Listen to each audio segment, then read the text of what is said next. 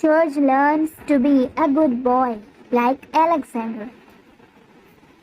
Alexander was a little boy of 5 years. He was very obedient to his parents and teachers, for which everyone loved him a lot. Due to his father's job, his family shifted to a new city, where he was admitted in a new school. As Alexander was a good boy, soon most of his new classmates became his good friends.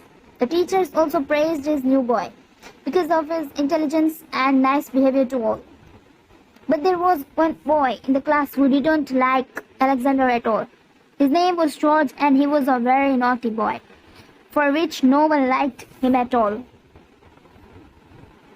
He found that Alexander was a quiet boy, so he started creating troubles for his new classmate. At the lunchtime, when Alexander was having lunch, George came up to him and asked, "Hey, what do you have for lunch?" "It's cake and sweets." Alexander replied with a smile, "I love sweets and so I will eat this food today," George said grudgingly.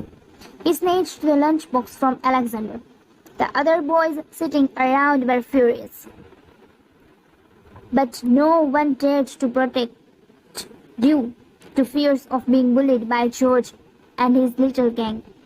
From that day onward, George regularly ate Alexander's lunch and even threw away the water from his water bottle one day. But Alexander still kept quiet and did not complain to the class teacher, what many of his friends suggested to do.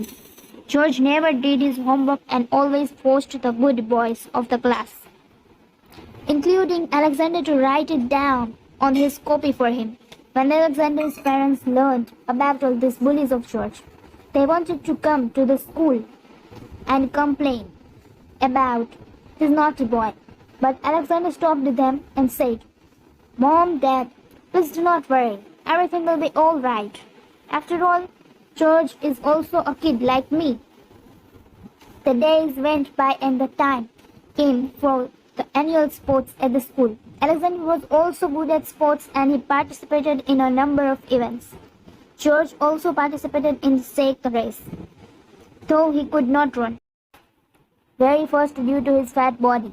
Then George showed that Alexander won first prizes in 100 meters and 200 meters.